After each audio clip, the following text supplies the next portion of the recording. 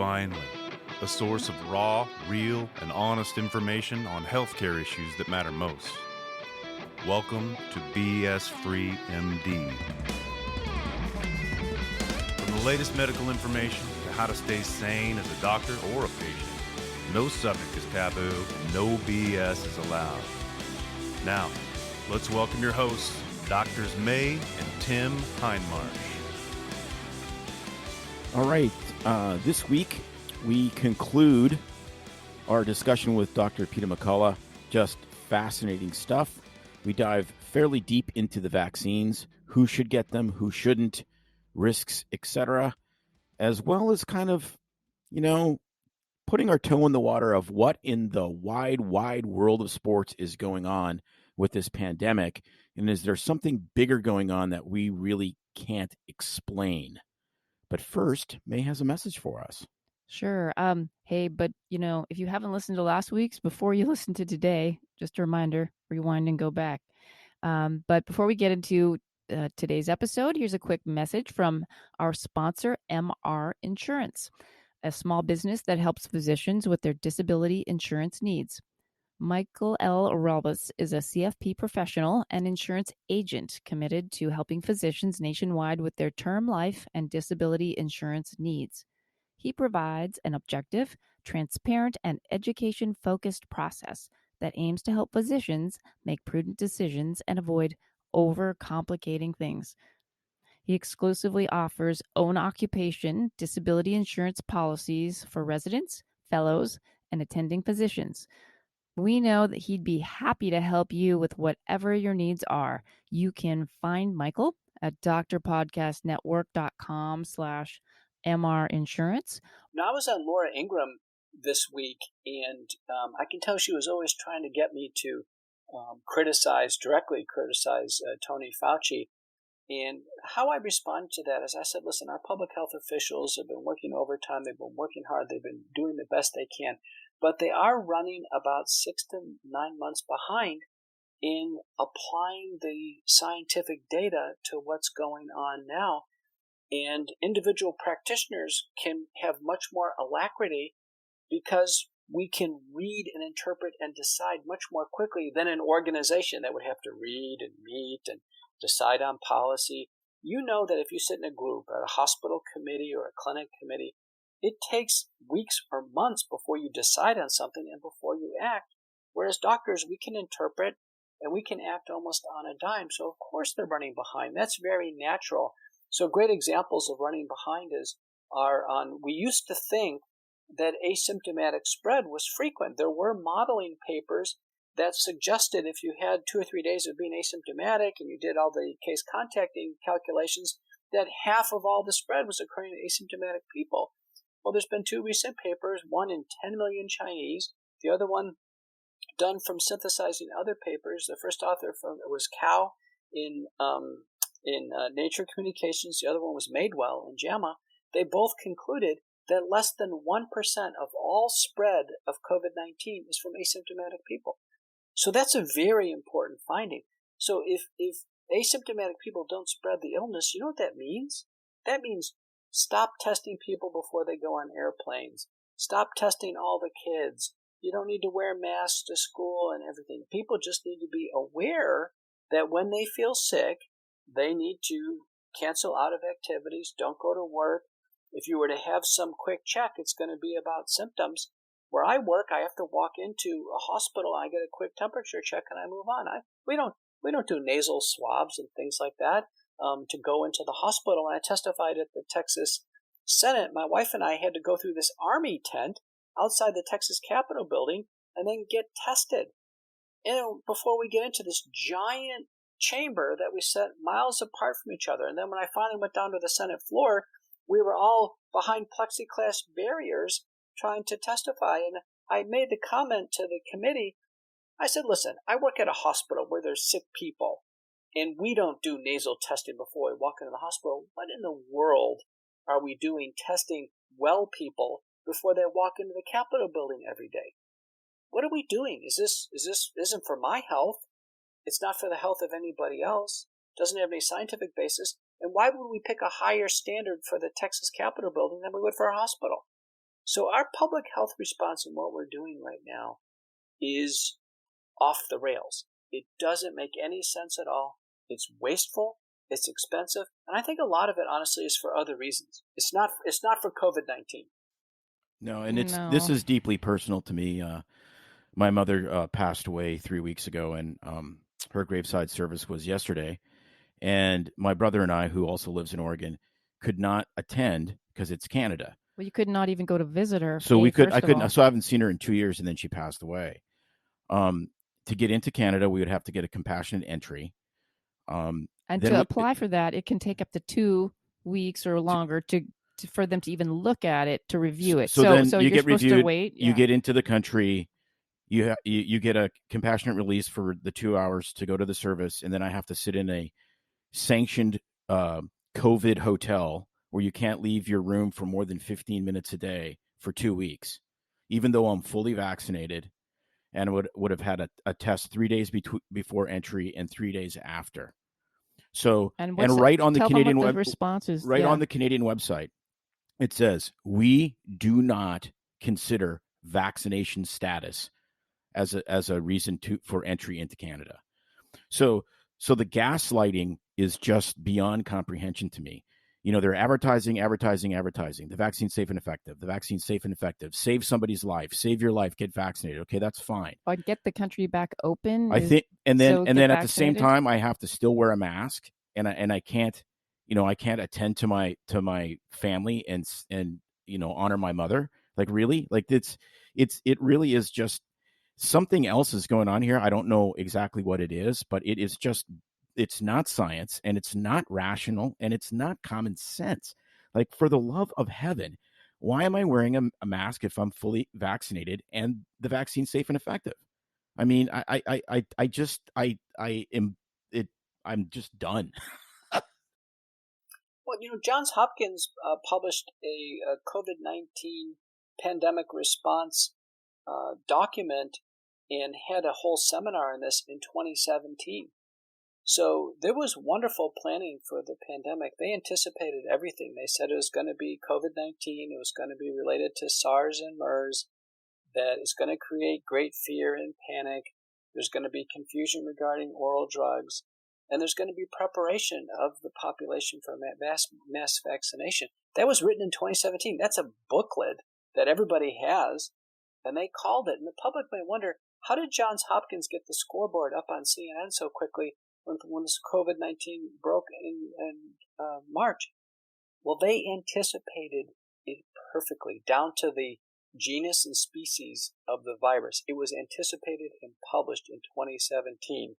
So there's been a lot of people thinking about this for a long time. This is not just new thinking. And in many ways, COVID-19 itself, the pandemic, the fear, the isolation, the economic and social implications, has been weaponized. And it's been weaponized to change behavior. And so it's interesting that in countries have had vastly different approaches. The United States, we're a bunch of rebels, and we broke away from Britain. Down here in Texas, we were our own country for 10 years, and vastly different. So there are places in Michigan, they said, we are not opening up the state and the economy until 75% of people are vaccinated. That's Michigan. Okay.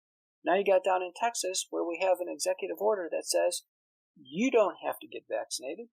You don't have to disclose your vaccination status to anybody. That's your protected health information. You cannot be discriminated against based on your vaccination status, and we will never enforce vaccination in any state agency. How can you have two states? You could drive between the two in the United States, take such different positions. Now you just cross the border from Michigan into Canada. Holy smokes. This idea that you're going to be put into a Canadian hotel on the border, you're going to pay the government $2,000.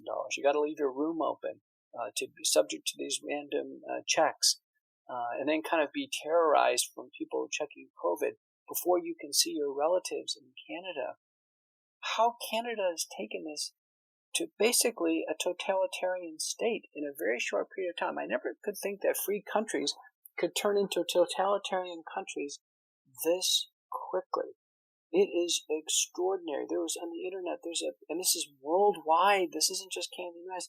There's a poor picture of this poor guy, he's crying in Indonesia, and there's some brutal nurse jabbing a needle into his arm, and they told him, listen, you can't get your Social Security check or your health care from the Indonesian government unless you take this vaccine. So the COVID-19 itself and the mass vaccination program has been weaponized, has been absolutely weaponized. And I think everybody needs to look at this and say, wait a minute, how could something like this come down upon us? Things were fine a year and a half ago. Maybe they weren't, but how could it be weaponized to the point where people have fear, suffering, hospitalization, death? We've shut down houses of worship. We have destroyed small businesses, while other large businesses in different parts of the economy have thrived. Now we have situations where family members can't see each other. It's going to be quite a story. Following up on the Canadian situation, I have relatives in Canada myself. We haven't seen for 14 months. Very at-risk elderly people. And I'm telling you right now, I look at this is war. And have we snuck across enemy lines? They have stockpiles of hydroxychloroquine, ivermectin, prednisone, azithromycin, nutraceuticals. You better believe they do. And do you know there's a report in Canada? There's been 3,000 people that, you know what? They went ahead and checked out of these hotels and said, screw it, I'm going to go in Canada and do my business. And the Canadian government's after them. They're trying to give them a $3,000 ticket. And a lot of these people have come and gone and said, fine, go ahead and try to find me. This is going to be about how strong we are as independent citizens in doing what we think is right versus how much we succumb to basically totalitarianism. And the same thing with this vaccine now. We've got a vaccine. We've got 3 of them in the United States. There's 4 of them in total. These vaccines are under emergency authorized use, emergency authorization utilization. And that means they are offered by governments as completely voluntary and completely elective. And the consent form says, listen, this is the best we can do. The side effects could be anything from a sore arm to death. That's the range. You can't hold us accountable if you have something bad happen. You have to indemnify us. We want your Social Security number. We want, in Canada, they want the social insurance number. We want all your information to be able to track this. And we're offering it to you. But it's purely elective. And how, in a matter of weeks and months, something purely elective now has become weaponized. 80 colleges have said kids can't go to college unless they're vaccinated. Employers, Houston Methodist Hospital, which for months has been coercing employees, saying, we'll pay you $500 if you take the vaccine. That's financial coercing. If there was a research study, that would be not approved by the Investigational Review Board. That would be considered coercive, financial coercion. And the workers have been eyeing the vaccine safety data, and a lot of them have said, listen, I'm not so sure about this voluntary vaccine. And so then Houston Methodist announced, I think it was last week, said, okay, we're going to start to fire workers if you don't take the vaccine. How can you fire? Wow. So this is voluntary, experimental, but yet on the other side, you keep hearing, we need to get 75% of the country vaccinated before we can open up, or people are getting fired and you can't go to college. I mean, it's not voluntary at this point. Well, this is. Let me finish the story. Houston Methodist, the workers came out the next day and said, listen, we'll quit. And then, sure enough, the next day they started firing people. So people started losing their job. So something is up where there is tremendous suppression of treatment, and so many stakeholders are involved. There's so much complicity involved. And at the same time, there is wild now promotion and weaponization of the vaccine. So there's something very, very special about this vaccine. Why don't we force people to get the flu shot? Nobody seems to care about that. What about the pneumococcal vaccine? Nobody cares. Shingle vaccine. Why is this one the biggest deal ever? But it's the thing that's weird is I talked to some colleagues about this, and it's honestly like their practice of medicine just like vaporizes out of their head as soon as you start talking about the vaccine. I say, look, I got it. I think, there was a couple million doses by the time we got it.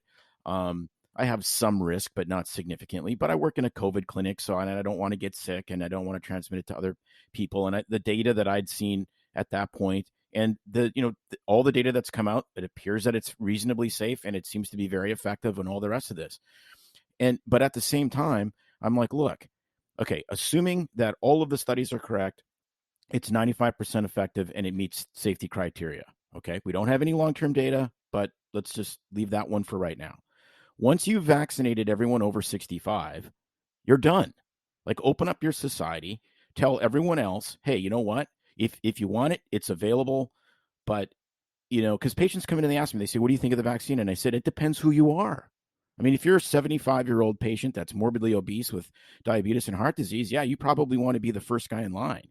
If you're our son who's 21 years old and has 6% body fat and works out all the time and is a genius, his risk of a bad outcome from the vaccine is probably higher than of COVID.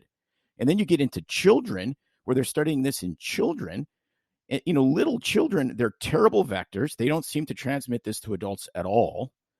And, there was that study in North Carolina with 90,000 children doing, and they were doing contact tracing, and they could find maybe 2 or 3 cases where they transmitted it from a, 5-year-old to an adult, and they don't get very sick. So clearly the risk to a child for a bad outcome from the vaccine is almost undoubtedly higher than from the native virus. And so, and I explained this to my, colleagues. We had this discussion. They go, yeah, but they're spreaders. Yeah, And I spreaders. go, but if they're and people spreading are it dying, don't you want to save yeah, lives? but if they're That's what spreading we keep it to hearing. people It's not the flu. that have zero risk of dying because they're already vaccinated, then what are you preventing? It's just like, you mentioned the pneumococcal vaccine. We don't give the pneumococcal vaccine to 30-year-old marathon runners. We give it to older people because they're the ones at risk for serious pneumococcal disease. And so we do that with vaccines all the time. Hey, but there's treatment for pneumonia, Tim. Right. Well, there's not treatment for COVID. Yeah, right. No, and it's the same thing with the shingles vaccine. We don't give the shingles vaccine to 19-year-olds. We give the shingles vaccine to 50-year-olds. You won't and die older. from shingles, Tim. You'll just kill yourself. That's what they're saying, and it's always look at people are dying. This is COVID. It's not the flu. It's not pneumonia. There's treatment for it. This is a new bad thing. The world's dying. Yeah, here's the proposition. I saw one of these vaccine town hall meetings on CNN with Sanjay Gupta, and people were calling in. This is before the vaccine was approved, and people were calling in, should I take the vaccine? And so, for instance, a woman who's pregnant, she goes, I'm pregnant and I have multiple sclerosis and I have these problems. Should I take the vaccine? And he carefully thought about it. He goes, well, COVID's a pretty bad illness. You should take the vaccine.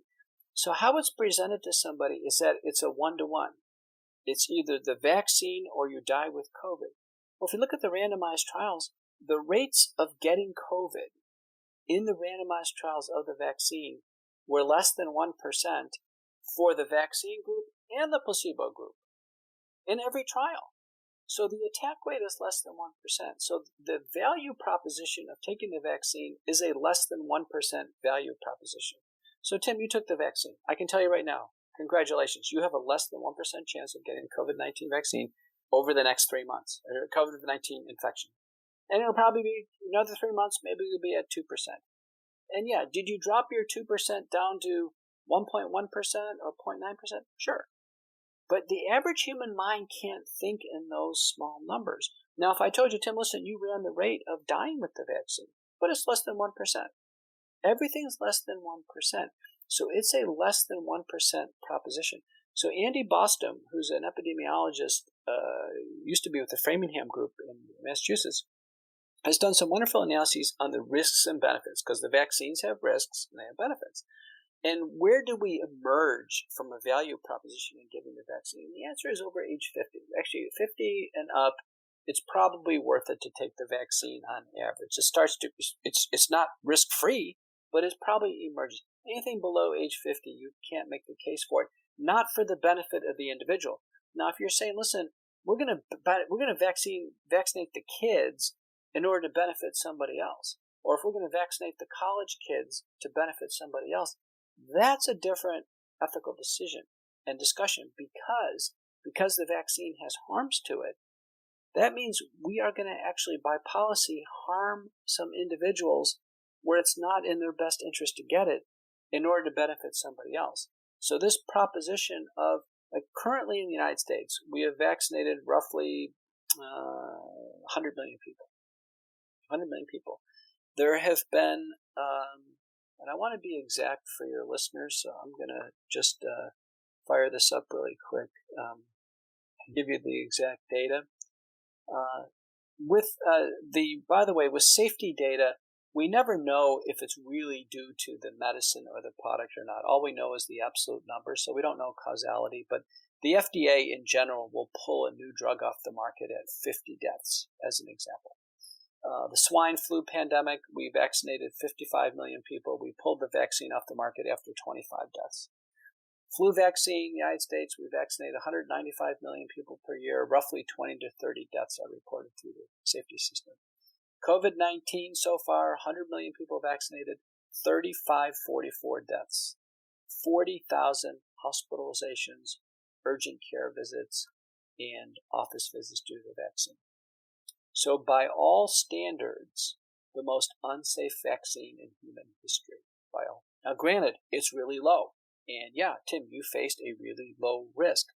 But if we're going to vaccinate the college kids going back to campus with little or no opportunity for their benefit, there will be college kids who die. That's a 100% chance that's going to happen. In fact, it's already happened. It's already been reported. High school kids who get vaccinated. There was a girl who died over the weekend, a volleyball player. She died of a pulmonary embolism after one of the mRNA vaccines.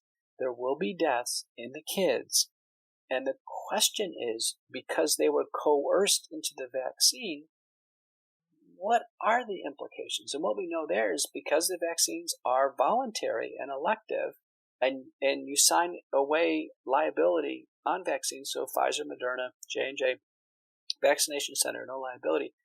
The liability will fall to the entity coercing a patient into vaccination. So the coercing entity, let's say the university, the case could be made that say, listen, my child, in order to come back to school, had to sign for the vaccine. Now I've got a dead 22-year-old.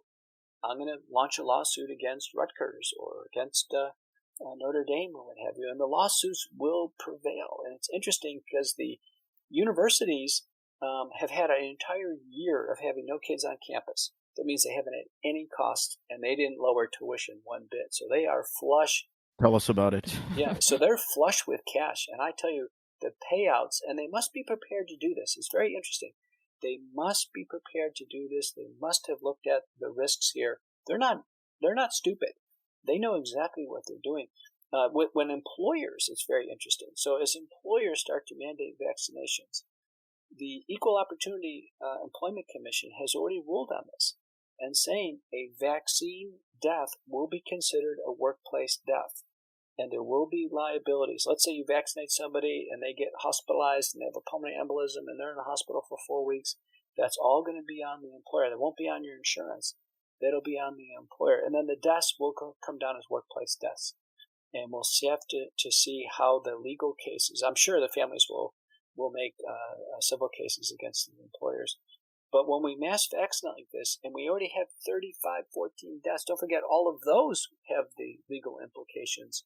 Well, it's not like 25 or 30 that we have to work through. We've got to work through 35, 14. And the deaths pretty much fall into three major categories with the vaccine. If you look carefully at the narratives. One is anaphylactic death. They die right in the center, and people have videoed this on their phone. That's the reason why there's resuscitation equipment there. And they're anaphylactoid deaths. Now, the CDC fairly says, listen, if you've had an allergic reaction to a vaccine before or risks for an allergic, don't take the vaccine, see your doctor. So a lot of people ought to be getting that signal right now. If you don't do well with vaccines, don't take this one. In fact, doctors should write exemptions for patients, and that's it. For the next group, it's called reactogenic deaths, and that is because the vaccines cause the body to make the spike protein of the virus, the little spiky things on the beach ball. Those cause damage in the body.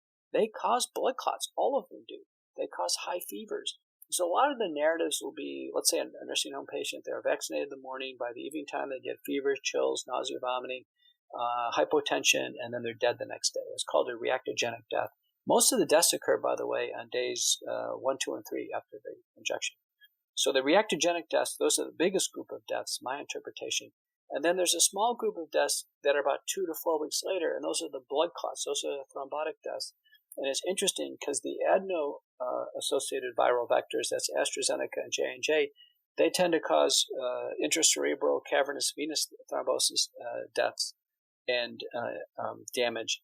And then the Pfizer and Moderna, at a much higher rate, 30 to 40-fold increased rate, tend to cause these portal vein thrombosis and these abdominal and venous thrombotic deaths. The spike protein causes hemagglutination and platelet reactivity. So a lot of patients have asked me, what's the safest vaccine? I still believe this is the case. I think the Johnson & Johnson is the safest vaccine because, one, you get one shot, so you only get one chance to take this risk instead of two. We know with Pfizer and Moderna, the first one's pretty mild, and the second one is 80 times worse than the first one. I just saw a patient this week, and she had got her second shot, and, she had an acute illness. I mean, this was an acute flu-like illness. Yeah, got reactogenic illness. So the J&J, I think, is the safest. But what I'm doing, because, again, I'm not the CDC or FDA. I'm a doctor like you. I get to decide.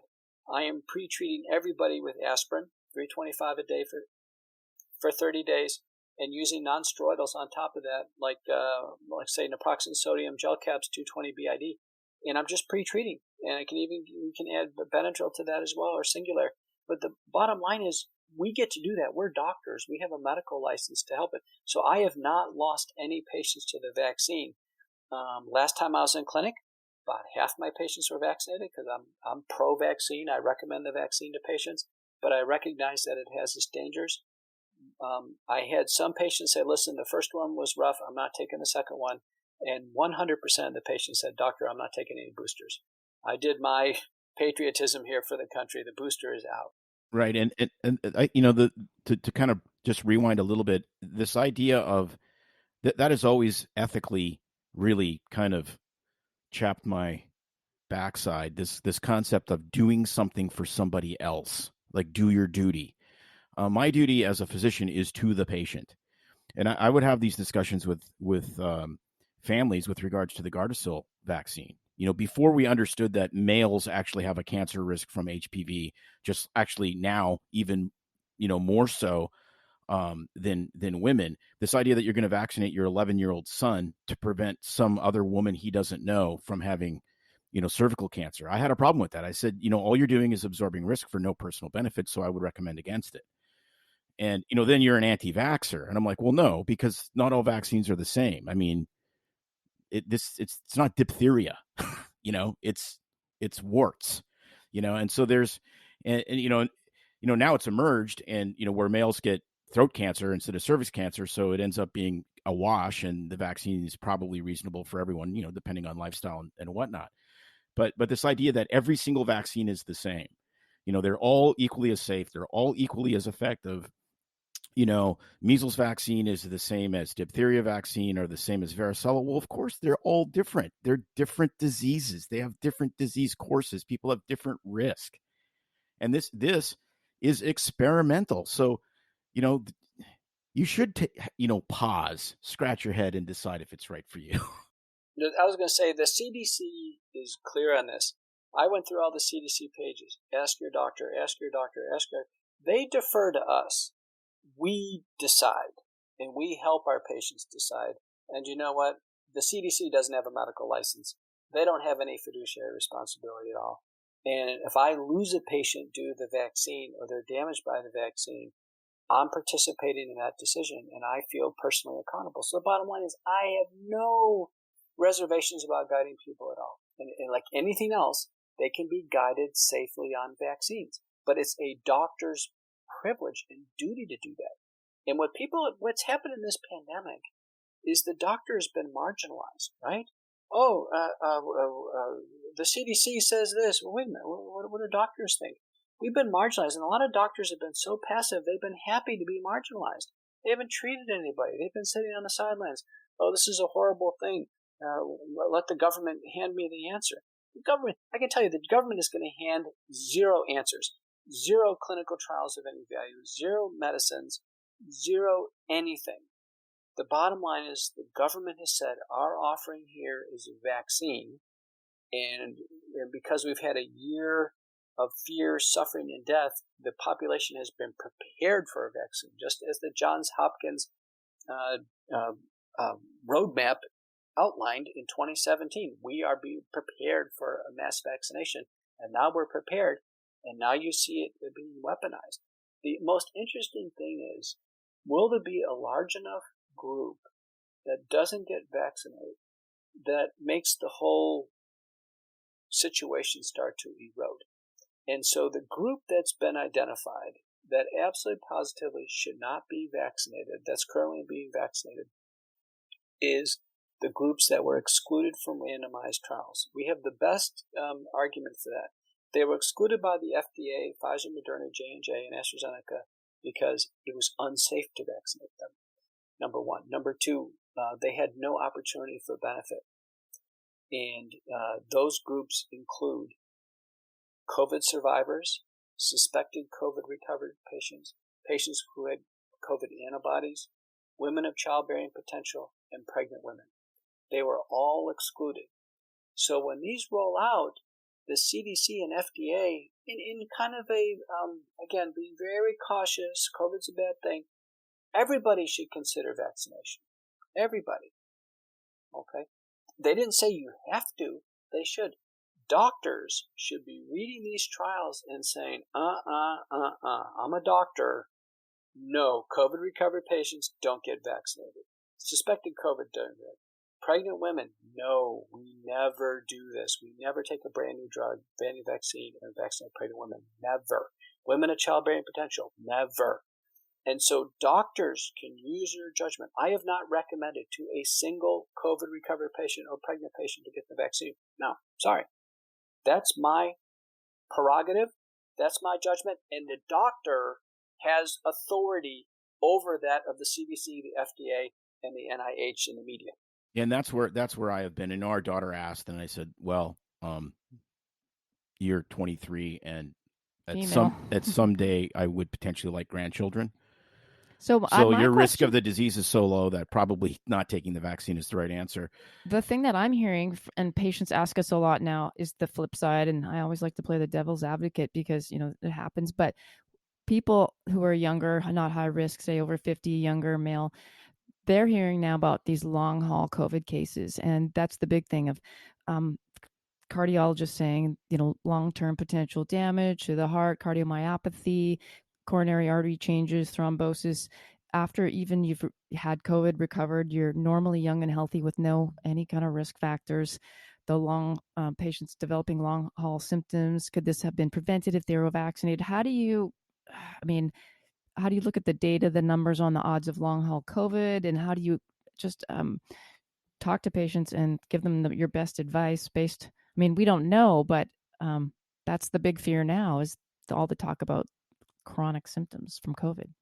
Well, if you follow the Andy Boston analyses, then a young person who gets the vaccine would be more likely to die with the vaccine or get a pulmonary embolus from the vaccine and need blood thinners than they would ever get COVID and get developed long haul. So the vaccine offers more harm than good. It's all less than 1%, but the vaccine's more harmful. The long haul syndrome occurs in people with very long untreated illnesses at home, those hospitalized in the ICU.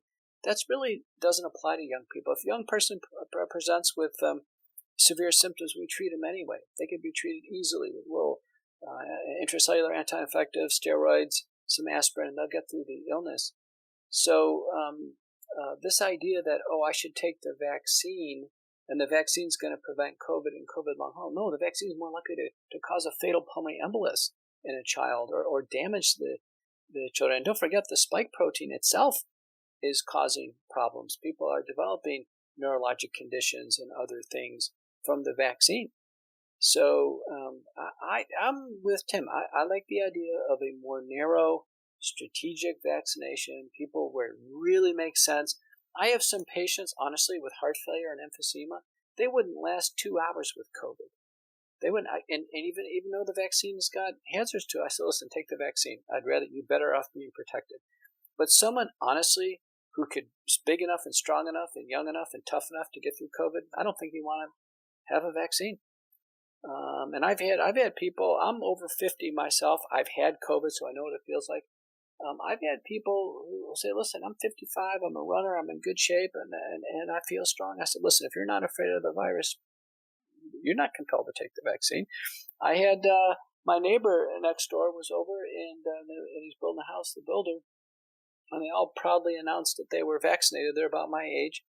And we started talking about it. And the builder said, well, he goes, I don't know if it works or not. I just feel better vaccinated. And then I brought up the issue. I said, there have been people dying with the vaccine. I mean, thousands of them have died with the vaccine. And at that time, I forget where we were at 60 million. And the guy building the house said, listen, we've had 60 million people vaccinated. We had 2,000 people die. He said, small price to pay. Wow. And I tell you what, it's so interesting. It's interesting. Didn't Hitler say that? I know. I say to people, No. what about driving in your car to get the vaccine? Do you worry about getting in your car and getting in an accident? Because the odds are not in your favor and they don't even think about it. No, that's exactly right. I looked at the data from the CDC on where they had all the demographic data. I mean, it's I printed it out. It's a tome. I mean, it's like War and Peace, And you look at it, and if you were under 50, if you're 55 years of age or younger, you had twice the risk of dying in an automobile accident on average as you did dying from COVID. And you sit there and you explain it to people, and they're like, do you still speed? Do you still drive 75 on in the freeway where it's 65? And it's like, well, yeah. And it's like this complete ignorance of risk. Like I was walking down the street the other day and a lady's wearing a mask. She's outside. It's sunny. She's by herself and she lifts the mask up to shove her cigarette in her mouth. Oh my gosh. And of course. Well, people have talked about choices. How can we de-risk the program since it's already started? And one thought is to just not vaccinate COVID recovered patients. So COVID recovered patients appear to be just the best of all situations. We're not having people get hospitalized over and over with COVID. It's not like somebody said 3 admissions for COVID. It looks like, honestly, they can't give it or receive it. The published studies are very confusing of did they get reinfection or not, because there's false positive PCRs, there's drifting antibody levels. But by and large, we've had 110 million people in the world get COVID-19. It's a one-time illness. And if we start getting millions and millions and millions of second cases, I'll change my tune. But right now, it doesn't happen. It's a one-time illness. SARS-1, there's 17-year immunity on that. You get it once, and the viruses are 80% similar. The bottom line is COVID-19 is a one-time illness. You get it, and you're done. And in published studies now, one from the first author is Methodis from Manchester, United Kingdom. Needlessly, 26% of people in that study were vaccinated. They were COVID recovered. They had excess rates of bad safety events, including hospitalization. And so the bottom line is, in my practice, I tell patients, listen, you're going to have a bad reaction with the vaccine if you're COVID recovered. You have no chance of benefit. You were not studied in clinical trials. No. My recommendation is no. If you do it, you can do it if you want to, but there's no chance of benefit and only a chance of harm. That applies to a lot of college students who are COVID recovered. Can you imagine an indiscriminate vaccine program that's going to vaccinate COVID recovered kids? No chance of benefit whatsoever. Those kids don't offer a risk anyway. So the most intelligent approach, if people are really fearful about it, the most intelligent approach right now is immediately figure out who's COVID recovered. And I said months ago, they invited 100 timid healthcare workers who were vaccinated to attend the Super Bowl, and they sat a mile away from each other. Why don't you fill the whole stadium with 80,000 COVID recovered people? Let people cheer and eat hot dogs and drink beer and say America's back. So the failure to recognize COVID recovered as being free, they don't need to wear masks, in my view. They don't need to be vaccinated. They just need to go back to normal life. They suffered with the illness, and they're not giving credit for anything. In fact, they're still thrown back into the pool of fear, get vaccinated, be marginalized. There's something about us isn't right. If this was about the virus, we'd immediately recognize. Listen, you get chickenpox, we recognize you get chickenpox. The first thing they ask mom is, did you have chickenpox? Yeah, okay, you're good. Right? People are hearing, of course, is they're measuring antibody levels and they're waning after 3 or 6 months. And I'm just curious, are you measuring antibody levels, or are you just going on clinical COVID? And, the other thing we're not talking about is then there's the T and B cell immunity part, which you can't measure. Right. That could be lifelong. You can. Yeah. The antibodies are not a reliable indicator of immunity, and so they all wane over time, whether you got the vaccine or not. If you happen to have them, they can be useful potentially, particularly if they're high titer. But there's so many different antibody assays, even at low levels, they can be misleading. And there was some analyses from Denmark where they got some drifting antibodies in the spring, and then they ended up getting COVID in the fall, and they declared them reinfections, so they must have had it in the spring. But when you look at it, you say, listen, were you sick? No. So the antibodies can be cross-reactive from other coronaviruses, what have you. So the antibodies, I think, have not been helpful. The test I think is emerging, probably the winner, is the T-cell direct test. Now that one uses next-generation sequencing. It looks for epigenetic changes and some chromosomal rearrangements in T cells that code for T-cell recognition proteins on the cell surface. Those look really good. And I think if we were going to do immunity testing, the only thing I would suggest, if someone thought they had COVID but they never got a nasal test that was positive, they may want to get one of these T-cell tests. If someone had COVID and they had the characteristic signs and symptoms, they took time off work and then they had the test, they're good. They're not going to get it again.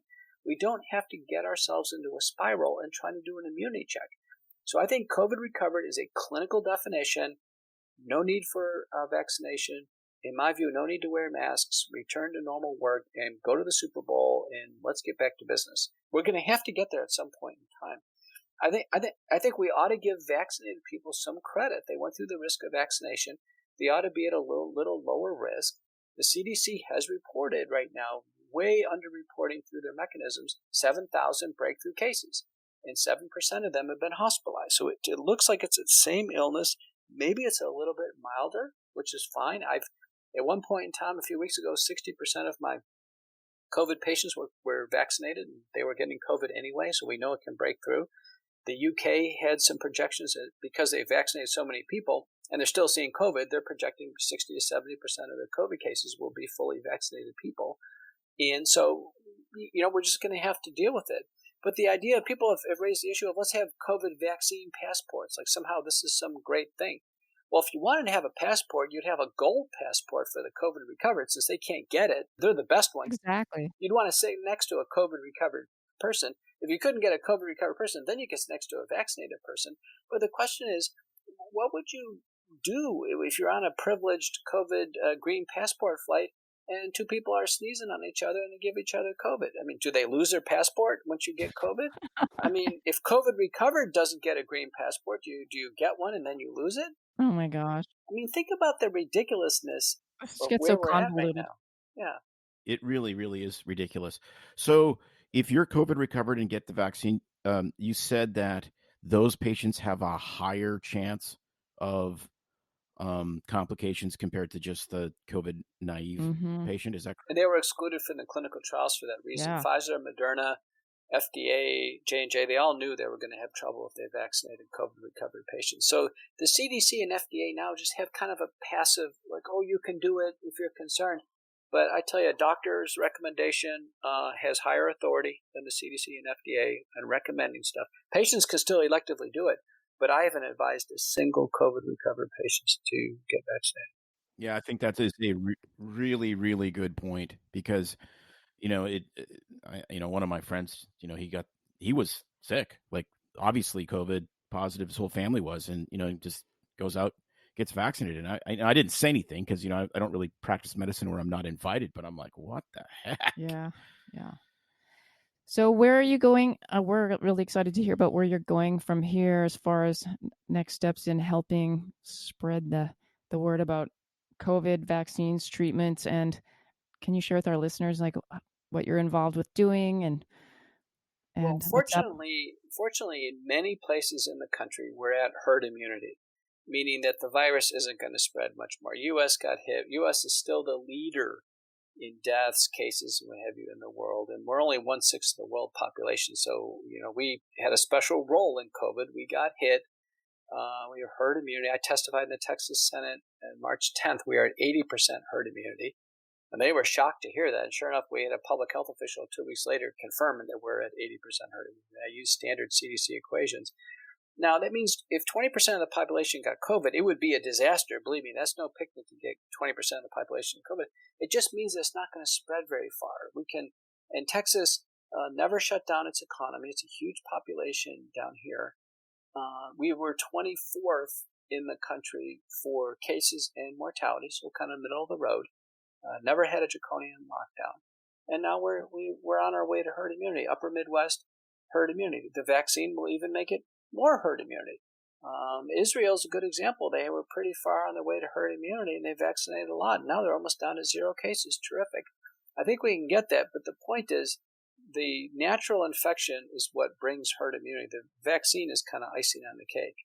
That's a really important message here. And it looks like we're not going to get to 0 cases. So this is going to be a thing that doctors are going to have to treat anyway. We're at 45,000 to 60,000 cases a day. And if your listeners notice, the hospitals aren't full. 45 to 60,000 cases a day, that's where we were in the worst of some of the fall numbers. So what gives? Why are we having 45 to 60,000 cases a day and everything's fine? Well, what's happened is we do so much asymptomatic testing and we do so much repeated testing.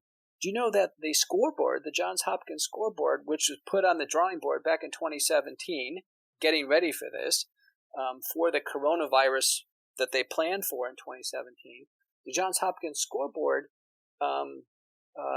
doesn't distinguish between a first test and a repeated test. So each person, if you have a patient who's done 5 tests, you put 5 points on a scoreboard, and doesn't discern from asymptomatic testing from symptomatic testing. Now keep in mind, the tests were only FDA cleared to test sick people only.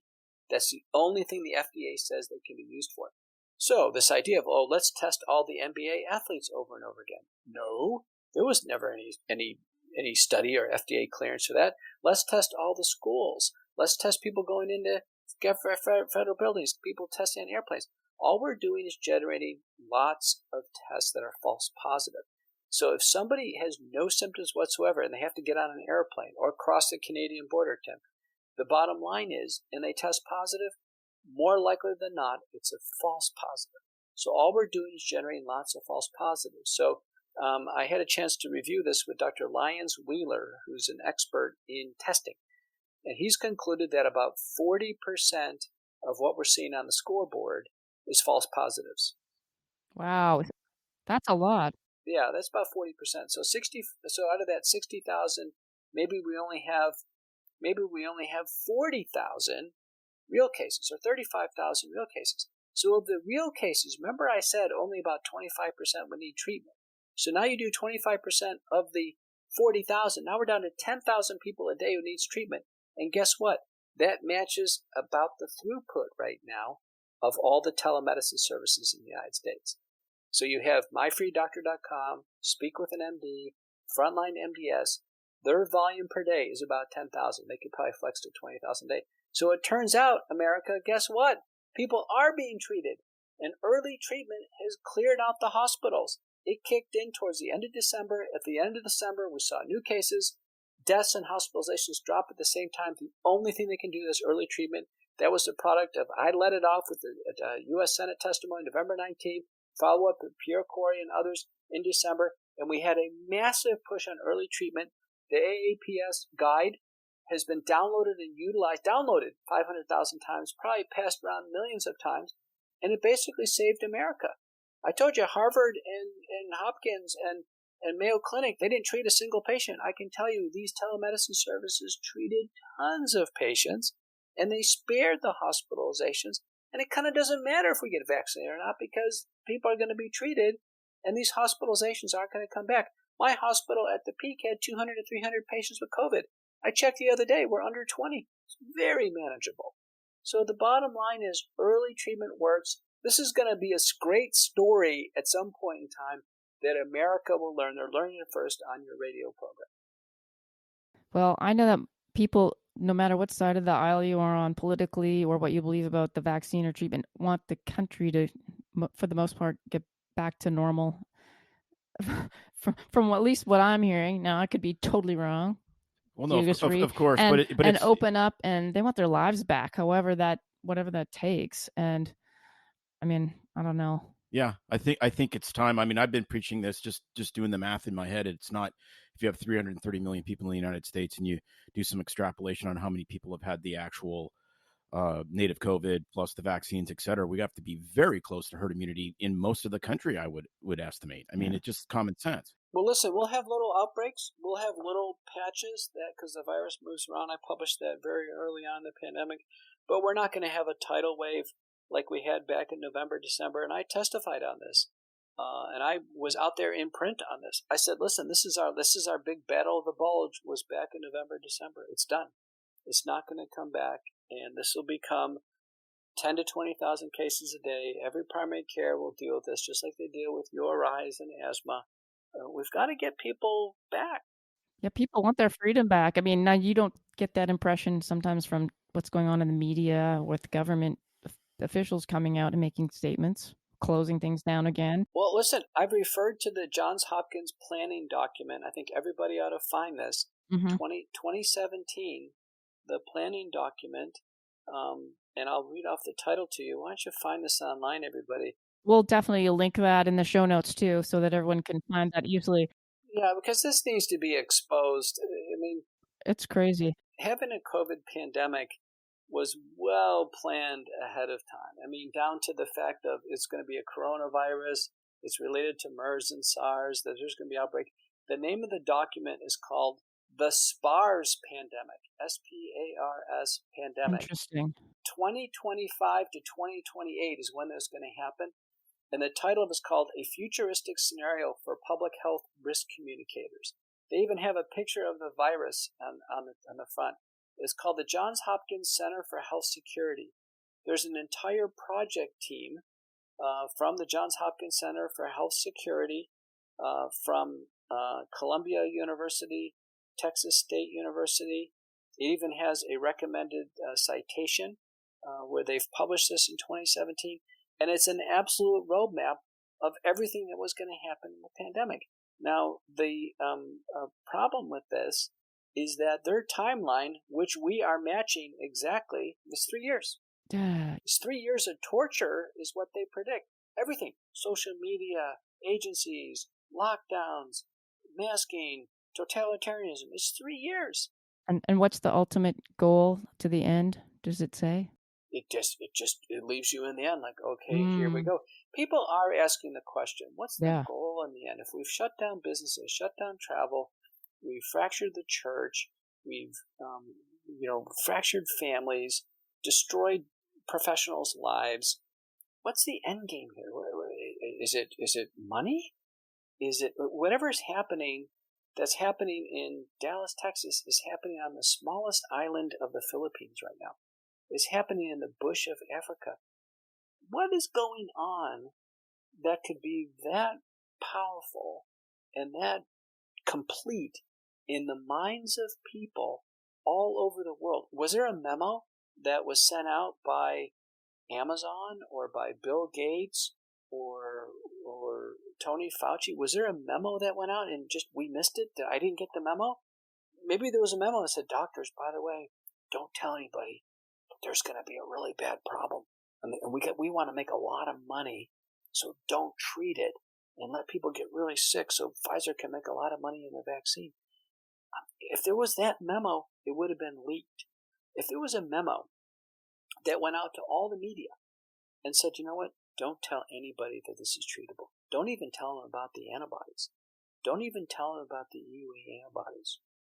And by the way, don't tell anybody about research because we really don't want research, because we don't want to treat it, because we don't want to give anybody hope. If there was a memo that went out to 4,000 broadcasters in the United States, it had to be the best memo of all time. Somebody would have leaked it. And I guarantee, I don't think there was any memos. The memos, how would they get to the islands of the Philippines? This is what's going on, I think. I think we're in a plague of biblical proportions. I agree. What's Yeah. going on is it's in the minds of people for the first time to create and cause fear, suffering, hospitalization, and death. It's in their minds. And these are good people right now, but their eyes are clouded and their hearts are hardened. And it's in their minds to make this way more difficult and way worse than what it should be. This is a cold. I had it myself. This is a cold. In some people, it's a bad cold. But we are making this way worse than it should be.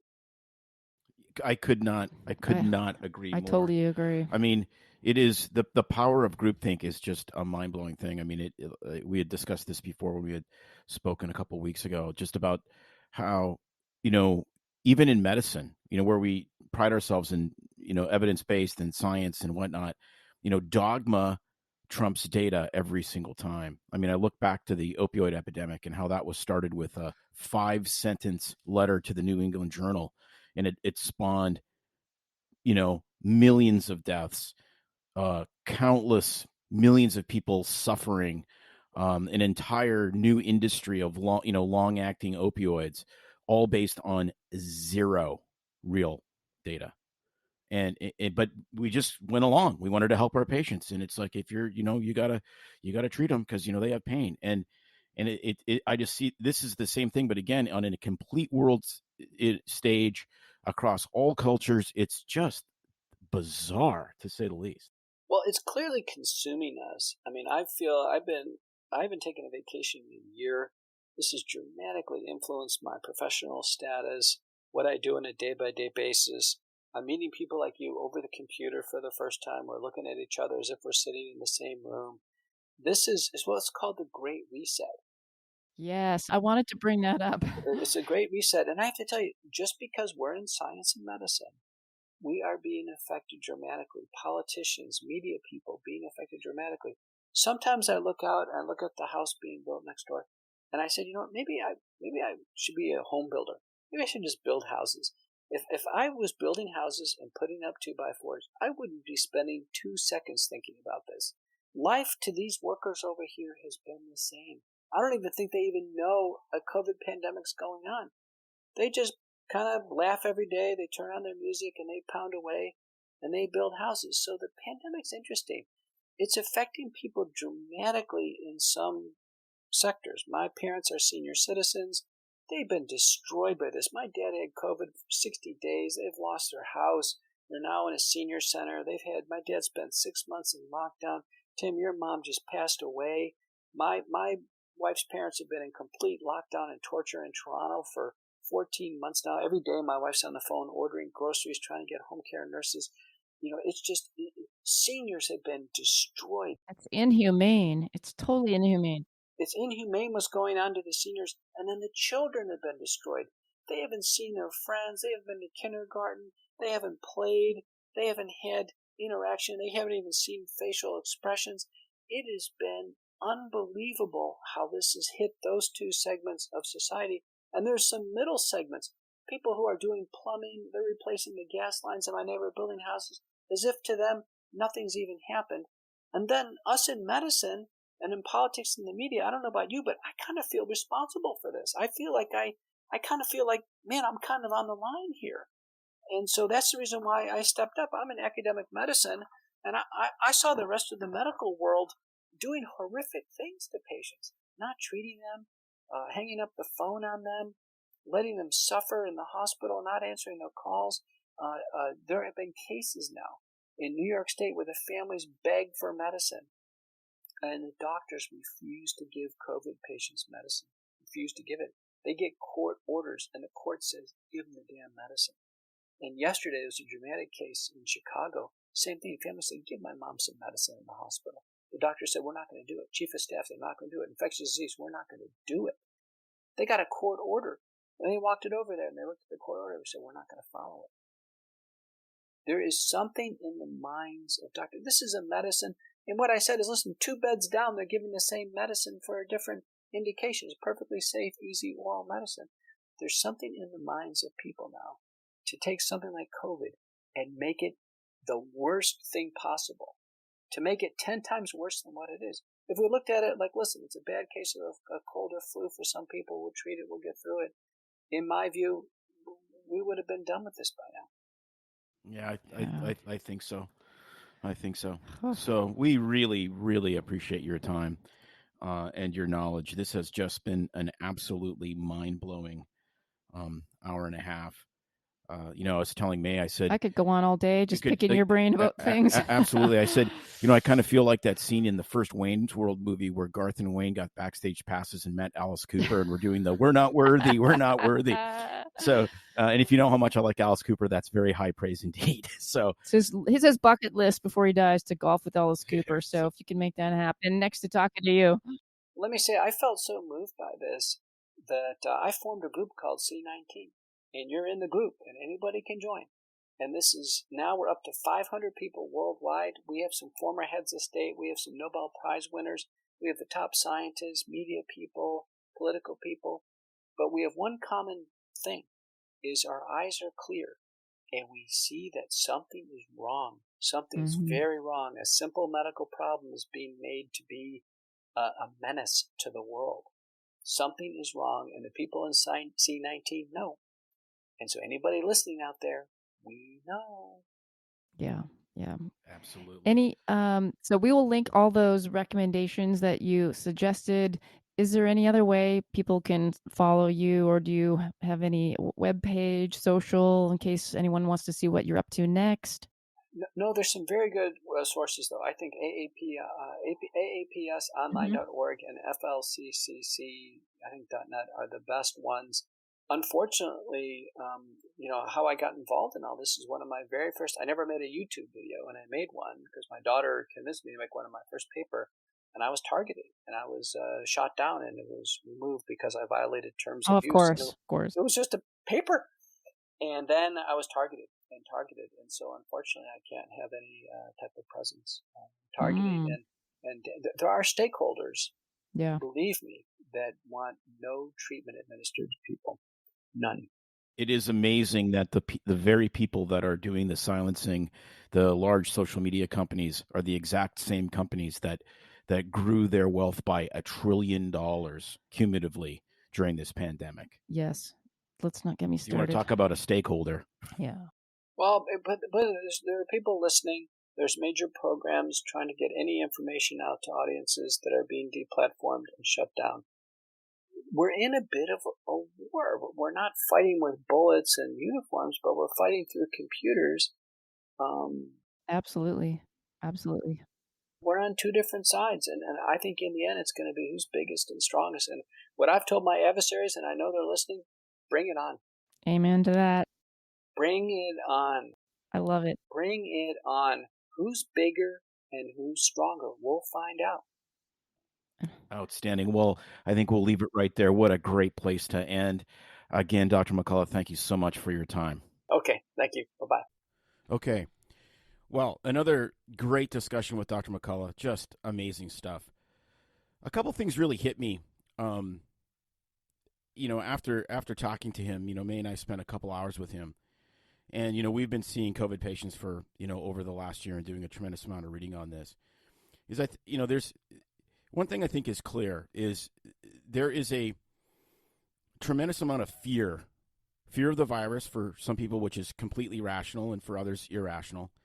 And it's being used. And I think fear is the tool that's weaponizing, especially the vaccination program that Dr. McCullough talks about.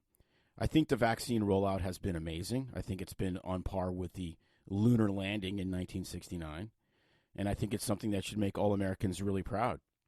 But at the same time, it doesn't mean that the vaccine is equally as necessary for every single person. For some, it will save their lives. For potentially millions of people worldwide, it will save their lives. For others, where their risk of native COVID is very low, for instance, university students that are otherwise healthy, they're absorbing just risk. So for those folks, pausing, thinking, and maybe not taking the vaccine is important. So my challenge is this. If fear is motivating you with regards to staying home, wearing a mask or getting the vaccine or any of these directives, I think we need to think carefully and say, what are we really fearing? Are we fearing a rational risk from the vaccine, a rational risk from the virus, or are we just being manipulated? And if we are, it's time to take a deep breath and reassess what's going on, because there's a lot of fear, there's a lot of anger, and there's just not a lot of love and not a lot of grace, and we need a whole bunch more of that. Yep, absolutely. Remember, before we end, to thank our sponsor, and if you need to, reach out to MR Insurance Consultants, where their goal is to assist physicians in obtaining the most comprehensive coverage available to fit their unique situation. Reach out for both excellent and quality service at drpodcastnetwork.com/MR Insurance. And if you're still here at the very bitter end with us and hung on to your bootstraps for this long episode, thank you so much. We really would appreciate it if you like us to share with someone else, just one person, get the word out. We would really appreciate it. We love our fans. It's no secret that medicine is a bit uptight. That's why Tim and I created BS Free MD, to mix things up a little and have fun in the process. Besides, we are having these exact same discussions all the time, so we thought we might as well invite everyone to the party. If you really like us, you can get plenty more and maybe see one of Tim's cool tattoos on our Instagram or Facebook pages at BS Free MD. See you next time.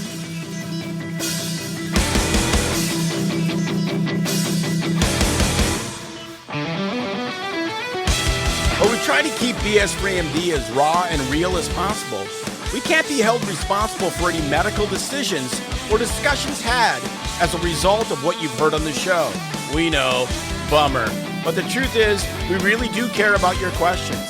So feel free to reach out to us by email at doc@bsfreemd.com.